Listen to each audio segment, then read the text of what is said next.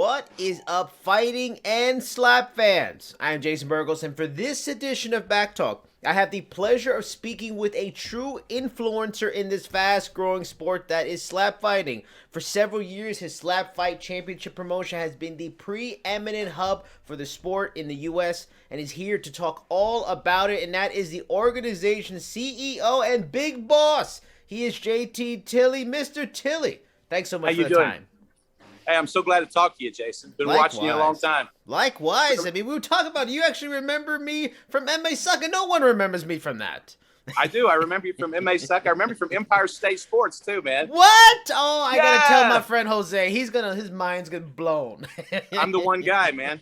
Thank you. At least someone was listening. It was all worth it. Thank God. Oh man, that's so funny, man. Yeah, big fan, man. Glad to talk to you. I appreciate it. Now, I have so much to talk to you about. This is a fascinating, rising sport. So first, before we get all to the promotion, everything itself, talk to me about how you get to this point where you are running a notable U.S. slap fighting promotion. In the lead up to this conversation, you had mentioned to me being in promotion game for like 20 years, having worked with MMA promotions like LFA. You're an MMA coach still currently right now. How did you get into the promotion game in general? Then during that long run of doing it, how did you discover slap fighting and then feel it was something you wanted to put time and effort into promoting on its own?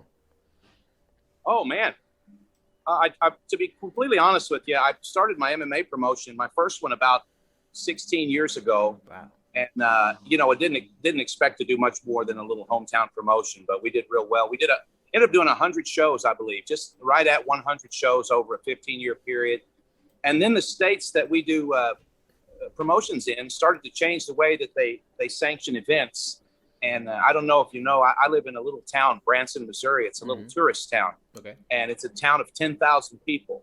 So to be able to run an MMA promotion here was unheard of. Yeah, but something happened with the way they regulate fights, and it got just a little bit too expensive to do fights here. And so my team and I just started looking for the next thing. And, I've been absolutely crazy about slap fighting since I first saw it back in 2011. It was the Ink Masters Championships. I don't know if you've ever seen those guys. They had a tattoo convention down in Texas, and they decided to have a slap competition. Really? I love the show. I watch the show on Paramount all the time. I didn't know they had slap fighting along with that. It's fascinating. Yeah, actually, they were first. I just read an article from Vasily Kamatsky where he said he'd never even heard of slap fighting until he saw that clip. So it's interesting how innovative they were. They don't do slap contests anymore, but pretty close with both of their champions from 2011. And I don't know if they realize what pioneers they've been now that we've started to see sort of a resurgence. Yeah. But I started to do slap fight competitions just here in the city of Branson. And we started out in bars, and just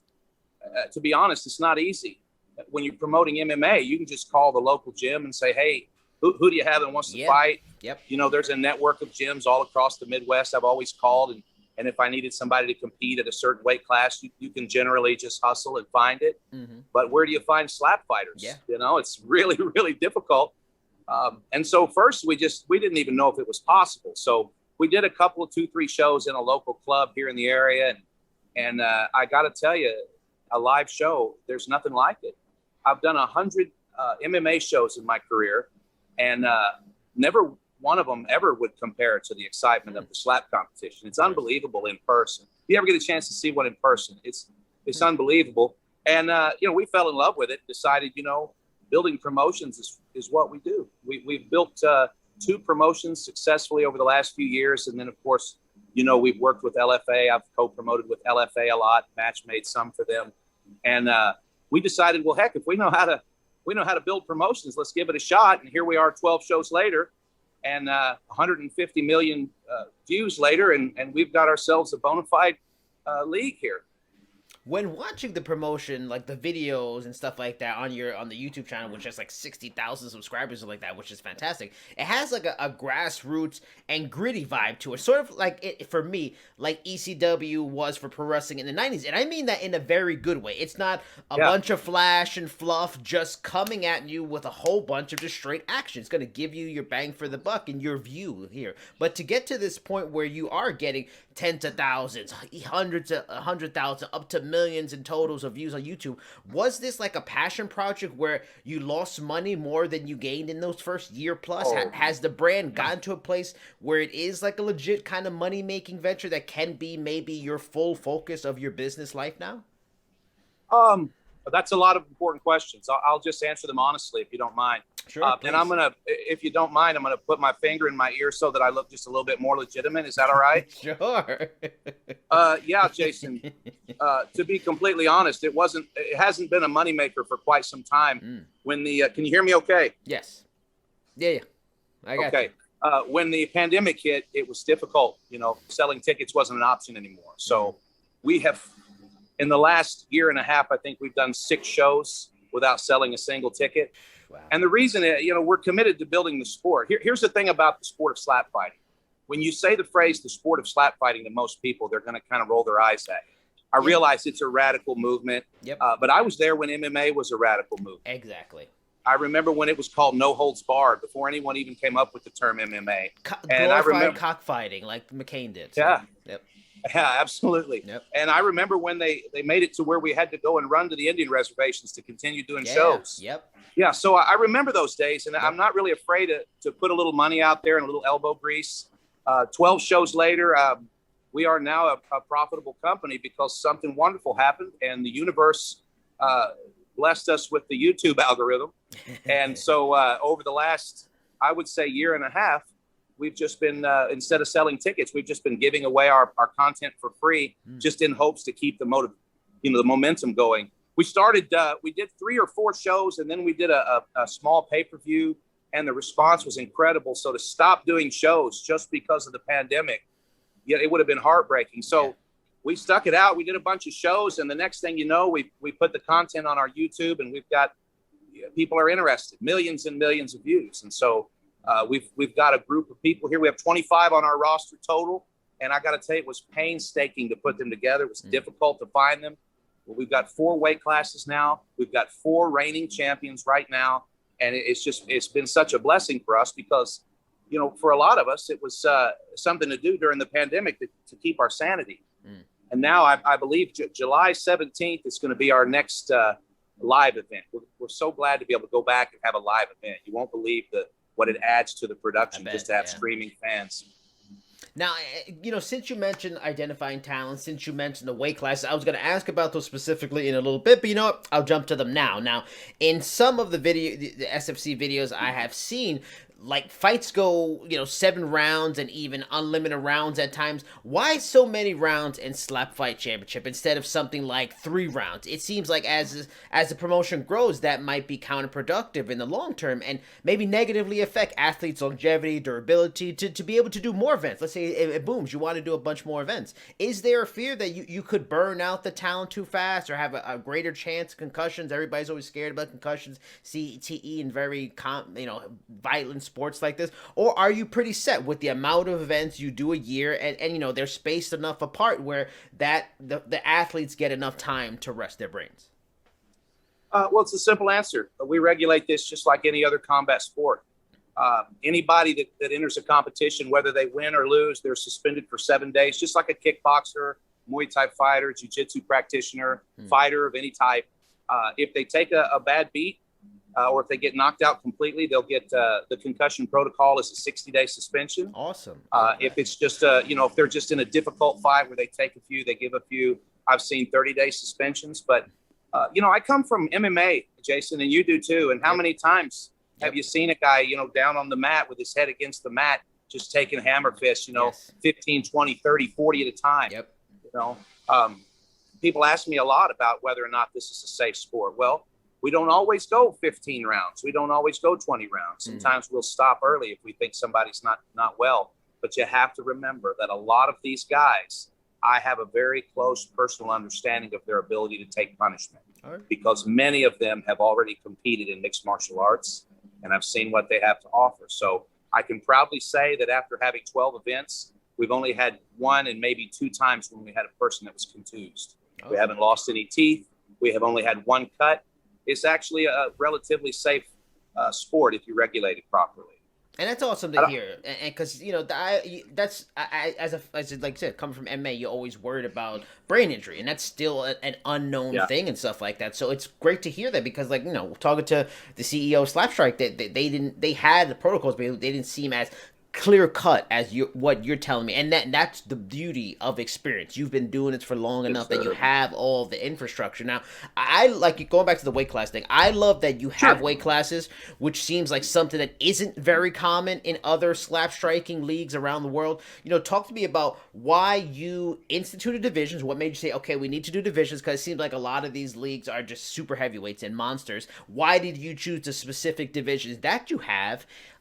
What pushed you to finally do a women's division that I know you have coming very soon? And is the sport of slap fighting similar to boxing and MMA, where the best contests come from the lighter class people? Interesting. Maybe. We haven't, you see, the thing about slap fighting is that it's such a new sport that those questions we need time to compete, and we need some history behind the sport before we really know where the most competition is. But I can tell you that the reason for weight classes is because I watch these big Eastern European giants. Like, for example, I'm a big Punchdown fan. Currently in the world, there are 2 slap competition promotions right now. One is us, and the other is Punchdown. There hasn't been anyone else do an actual event yet. So between us and Punchdown, I love them. I've watched their first, well, I watched their third event as well, but I've watched every one of their events. I really like their competition. Some of the stuff, I think, as they get a little bit more, maybe as they progress a little more, they might change. I know the last show I saw, they let a guy switch from his right hand to his left hand in the middle of the fight. That's just simply not fair. You're in a competition with others. Why is that? Explain that for me, because I'm still a newbie, and there's going to be people watching this and listening to this that don't understand. Why is something like that a big deal? Well, I don't want to say anything bad about the Eastern European fighters, but I will say that at Punchdown, you had a 16-man tournament. This is the Polish Punchdown League, and I'm just a super fan of Punchdown. But if I'm in a competition with 15 other men, and we're all slapping with our right hand, but at some point my opponent decides to slap me with his left, well, that's going to affect the other side of my face. So now I'm taking less damage on the side of the face that everyone else is striking to. So now I have an unfair advantage. That's my personal opinion. Now, why weight classes? I'll tell you why weight classes. When this sport became virally popular, it was at a Siberian power show. And a lot of people were confused here in the United States when they started to see the viral videos. They thought there was a huge Russian slap fighting league. And that's not what happened at all, Jason. What happened was there was the Siberian powerlifting show. And they decided that they would have a slap competition in the show. So they had 1,000 people standing there. But also they had a lot of huge behemoth powerlifting guys. And that's the thing that drew people to the sport, with these big giant men slapping each other. And, we don't really have that interest level here. Here in the United States, the people that contact me, they're typically heavyweights, light heavyweights.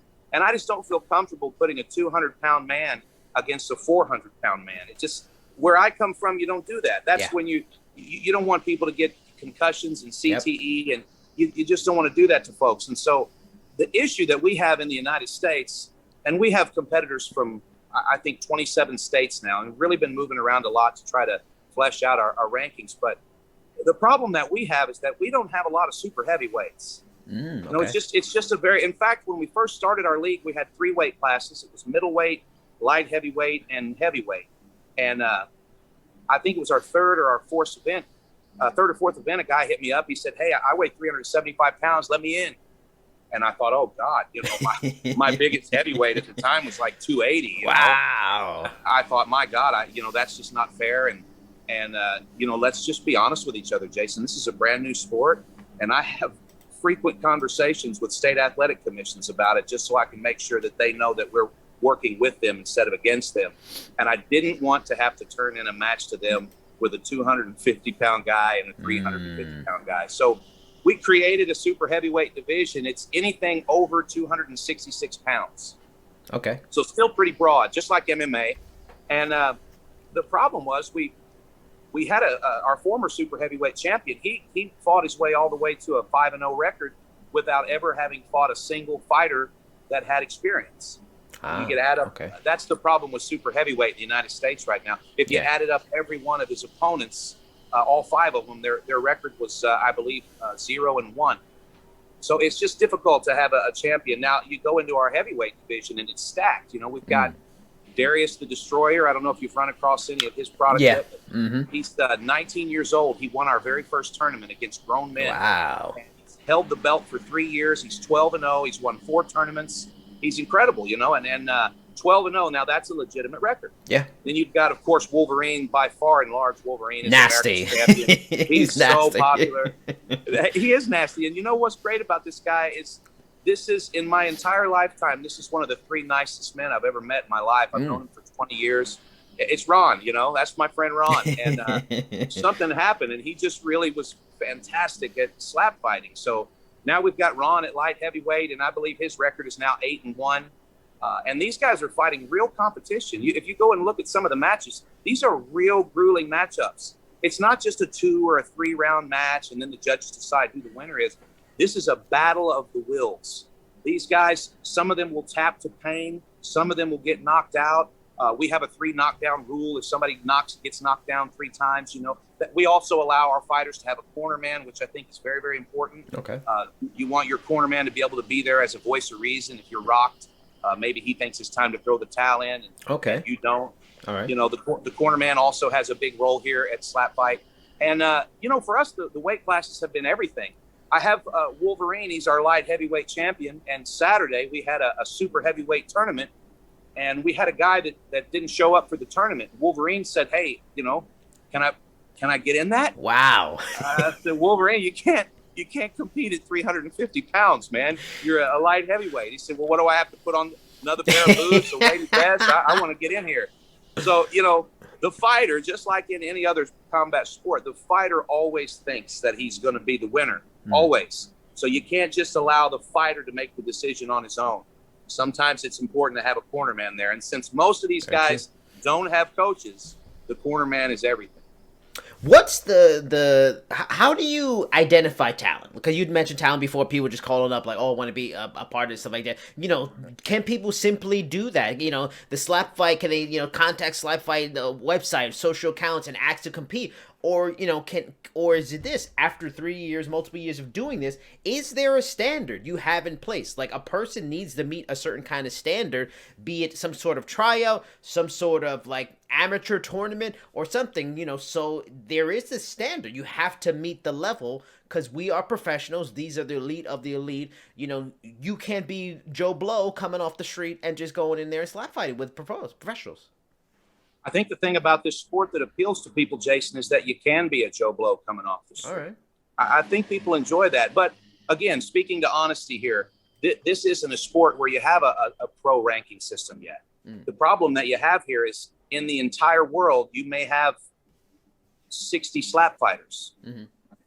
And for example, Punchdown, their last tournament, it was the World Slap Fighting Championship. Yeah. But Jason, if you took every one of those 16 fighters, aside from Vasily and Zalas, if you took the rest of those and combined their records, they had a combined record of 2 wins and 7 losses. And that's the entire bracket. And I think it's important to remember that. This is not a combat sport that you can just immediately turn into a professional sport and start acting like we're Don King here. We're not Don King yet. What happens here is we have to painstakingly build this sport. There are checks and balances. There are rules that need to be changed.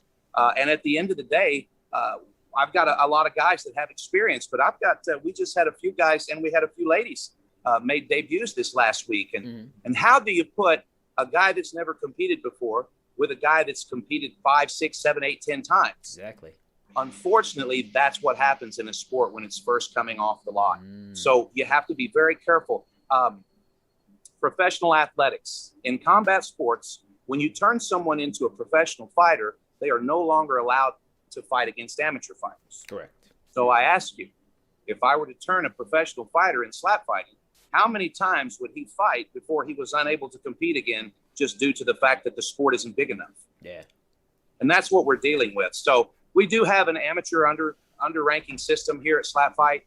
We do amateur tournaments. In fact, we're doing a big amateur tournament on July 17th in Kansas City. But we also have a pro and a pro main event, co-main event in our shows now. So We do have a few guys that we've turned pro. I'm sure you know Frank the Tank. I believe he's fought 12, 13, 14 times. And where I come from, that's the amount of experience that you need to become a pro athlete. Okay. In MMA, I don't see many people that just decide they want to compete. They fight once or twice and they go pro. The Athletic Commission doesn't allow that. So I don't necessarily feel that's the right move for our organization either. But I will say this. I do believe that I have 5 fighters in our organization that are among the best 10 in the world. What's the payout like for your athletes right now, especially for top stars, champions like Wolverine, like you mentioned? This could be a brutal business. Are the prizes like limited because you just mentioned it's still getting off its feet, it's still early stage, it's still early days because it's new, and is it a passion project for the talent just as much as you? And in the end, maybe they're not making big money yet, but it's a real true team effort in the promotion to grow this brand so it can flourish and people can get paid that money down the road. Yeah, you actually almost answered the question for yourself there. That's the thing about this group of guys here. We do shows in Arkansas, Missouri, Kansas, Oklahoma, Iowa, Texas, one in Georgia coming up later this year, I believe. And I'm also flying to Australia in September to start the Australian SlapFIGHT League. I'm in talks with a South African promotion about joining up with us. And then I believe that by the end of the year, we'll be on national television in Southeast Asia. So we're trying to expand at an appropriate rate. But the problem is there isn't a lot of big money for slap fighters yet. There aren't a lot of big sponsors yet.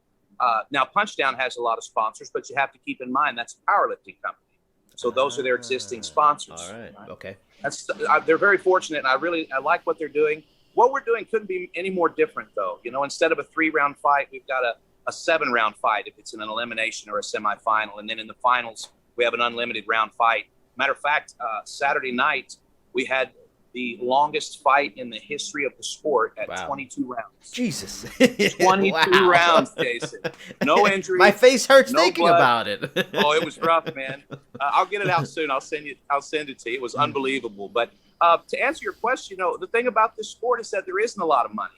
At a certain point, we had a heavyweight, super heavyweight, and a heavyweight champion. They both wanted to fight Vasily Kamatsky.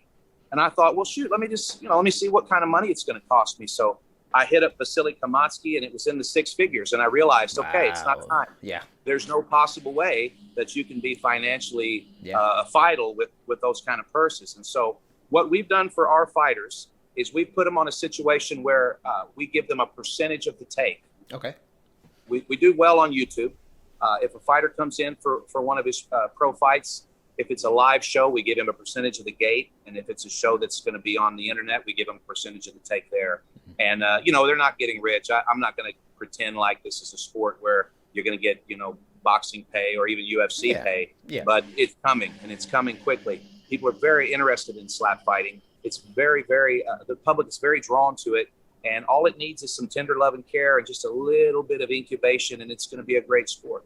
Now, quick, two kind of questions. One, all those states you mentioned too that you guys have gone to and promoted events. So, are in each of those states is the sport of slap fighting like a sanctioned thing? Is it under the overall Combat Sports Commission of those states, and you guys are sanctioned? How does that work in those? Because, like for example, bare knuckle took a while to get sanctioned in certain states, and still I think it's only in 3 states right now. Is slap fighting as a sport sanctioned, or those are unique situations in those states?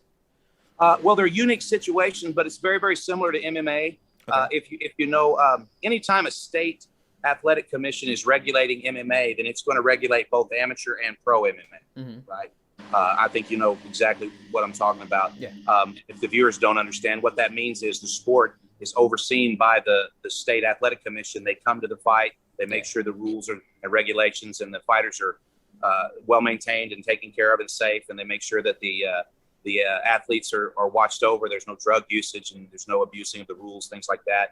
In a state where the athletic commission does not sanction the professional athletics, then what you have to do is you have to hire an independent sanctioning body. Okay. And so what we use a regulatory body. It's actually the first regulatory body in existence for slap fighting. It's called Sports Slap USA. And we actually just used them for our very first event Saturday. It was fantastic. Fantastic. I hope more of them spring up. Honestly, I hope more spring up. But I'll be honest with you. This sport's going to have a lot of drama comes soon. A lot of state governments are going to try to keep us from practicing our sport in their states, and we're prepared for that. Yeah. We're ready to move around, and sometimes we do events from non-disclosed locations. Interesting. I dig it. Very ECW. I like that. Now you have obvious competition now. As you've developed this sport in the U.S., SlapStrike has come into the picture. Is there a concern in terms of like them seemingly having some serious financial backing? The Crazy Hawaiian, who I believe with you guys, is now going to be over there and stuff like that. Is there a fear like they're going to come in and try to scoop up your talent? Do you have to start, if you're not doing it, like give exclusive contracts so you don't lose the Wolverine and you don't lose some of these big names? And like how has the environment changed as before you were the main show in town? Now, because you've helped the sport grow, now you've gotten competition from it. I don't think there's anything wrong with competition. I wish that sometimes they would be a little more ethical, but I don't have an issue with competition. I've yet to see them do a show. And maybe once they do a show, maybe then, they'll be a little bit more of competition for us. But no, we don't have a problem with those guys. We all love the Crazy Hawaiian, but there's no one for him to fight here. You can't be the champion of the United States and fight just the toughest guy from the barbecue, So right. If he wants to go and try and fight somewhere else, I think that's fantastic. I love the guy, but we've had all of our athletes were contacted by that organization. They were all made offers, and I don't really have any hard feelings about that. This is athletics. You and I have been working in MMA for so long. Yeah. You know how that is. Yeah. I'm happy to say that of all of the fighters in our organization, only one fighter decided to make a move. And I support that move. I support that move for him. Maybe he'll find some big Eastern European guys. Maybe he'll be able to go over there and compete in Punchdown. I don't know. But it would be nice to see him face some tests. The rest of these guys are staying with me. One thing you have to remember about us down here is we've been working towards a common goal for 3.5 years. And I know all of these fighters, and I know their families, and I know their kids. And we have had some very major victories for ourselves as a group in the last year. And I think most of them are going to stay put. And also, I would say again, no disrespect to DCH, but once you become a professional athlete in the state of Wyoming, you're a professional athlete everywhere in the United States. And after you've had a fight or two, where's the talent pool?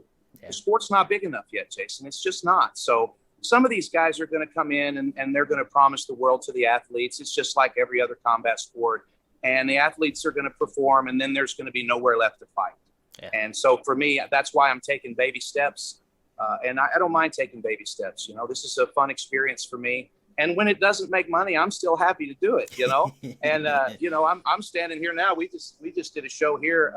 I can't tell you where we are, but we just did a show Saturday night. Cave somewhere. Yeah, we were in, an undisclosed location somewhere in North America, But, we had I think the barrel was sitting right here where I'm standing, and we had our first women's match. And to me, it was the first competitive women's slap fight match in existence. When you see it, you'll understand what I mean. We had two women that came to compete. They're not slapping each other in the rear end. They're not making out at the end of their fight. Right. And I hope you hear my undertone. I don't mean it to be disrespectful, but let's be honest with each other. Yes. Yeah, they went 7 rounds to decision, and it was an unbelievable fight. We have a new super heavyweight champion. Unbelievable. I can't tell you who he is yet because we haven't debuted the episode, but an unbelievable new super heavyweight champion. And we've got a new dominant middleweight champion crowned as of Saturday night. So we're real happy about where we're going, but we don't mind moving slowly.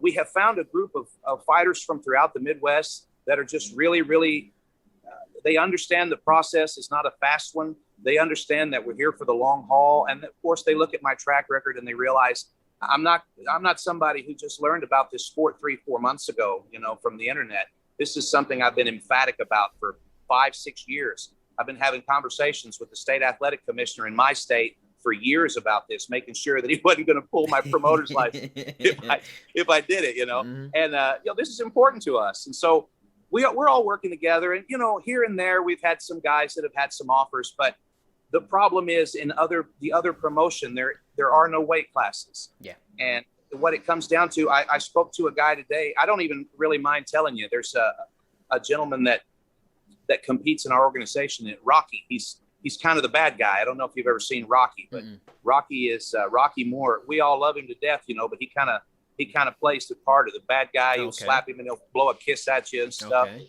And he received an offer recently, and I said, "Hey man, I wish you the best. I hope you become the greatest ever was, But here are the things that concern me about it. Good luck." And he hit me back up today, and he showed me his opponent, and it was this massive 5-time world champion, Olympian. And so, for me, I think a lot of these guys stay with me because they know that we're taking baby steps here. I'm not putting anyone in harm's way. Right. If somebody gets beat badly, I take care of them. As a matter of fact, I speak to every fighter that competes in our organization nearly every day.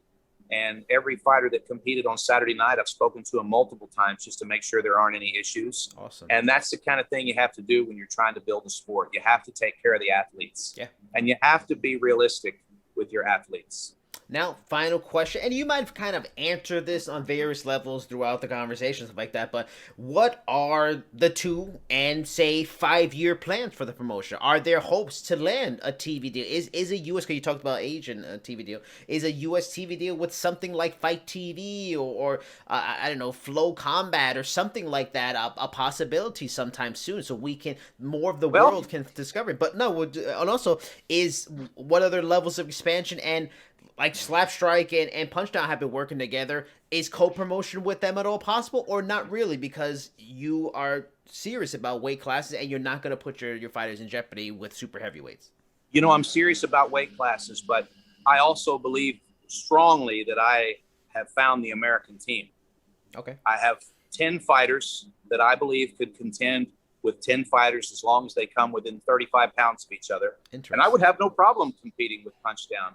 I also don't have any problem just giving Punchdown a pat on the butt and telling them that they're putting out a great product. But, I'm not a person that really wants to go to war and battle with other promoters. I think there's enough for everyone, but I think that it would be much better for our sport if everyone could work together. Yeah. It's just the way that it's always been in combat sports. It's an industry that's built on conflict, so it's probably always going to be like that. Yeah. But as far as the growth patterns for the sport, I mean, obviously what I would like to do is pay-per-view broadcast. That's for me, that would be where I would stand to make the most profit as a company, but it isn't time. It's not time for that yet. I like to give it away for free, Jason. I think right now, while we're building the sport, it's time to give it away for free. Why would you try to charge somebody $15, $20 to watch a pay-per-view when they don't even love the sport yet? They haven't been educated on how it works or what the strategies are. So, right now, while we're building the sport, I do believe that it's better to make the investment of giving it away. And when it's time to over commercialize it, trust me, I have a showbiz background. Okay. I'm absolutely ready to commercialize it and pimp it out, but right now it's not the time.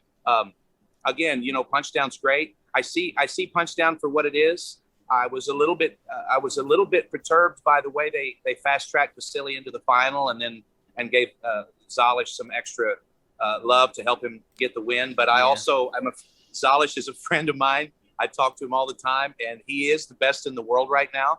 Vasily is the most famous in the world, and there's nothing wrong with that. But Vasily has lost 100 pounds, Jason. And in this sport, that matters. Yeah. So, Zalish is great. I think he's great. I hope he continues to win. Those people love him over there, and he's a great gentleman. But, so is Dumpling. He's great. I talk to him once in a while, and it's difficult because we have to use Google Translator. What you find about these guys is that they're just big, humble dudes, man. And it's really a great sport from the perspective of you get the instant gratification that a lot of the younger people want. You get the occasional carnage that the MMA fans want. But then again, what you get with this sport is a weird brotherhood that you don't get in other sports. It's a real strange brotherhood. But we're going to keep doing the shows. We're going to keep putting them out there. And our TV deal in Southeast Asia, we aren't allowed to talk about it too much yet. I think I shared some stuff with you earlier, but I can't really be too descriptive on an interview just yet. But all right. Our deal in Southeast Asia, Indonesia, Malaysia, Philippines, China, Thailand, there are hundreds of millions of people over there. Yeah. And we hope to make some new fans. The South African fans, the South African fans are just starting to learn about the sport. And then, of course, I'm working together with one of the greatest promoters in Australia, and we're going to create SlapFIGHT Australia. Why are we doing that? We're doing that so that we can have real world title fights with real world rankings. And I hope that Punchdown is a part of that. And if SlapStrike does some shows, I hope that SlapStrike's a part of that. But it's going to be very difficult for SlapStrike because there isn't they don't have a stable yet. They're right now trying to put together a stable, but it's O&O guys, guys that haven't competed before. So, that's an amateur event. So, we all have to be honest with ourselves about the state of the sport. And, 5 years from now, we'll see who was willing to grind it out and who was just trying to make a quick buck. If you enjoyed this edition of Jason Burgos' Back Talk, you can follow and subscribe on YouTube, Google Podcasts, Spotify, Amazon Music, Player FM, and many more podcast formats.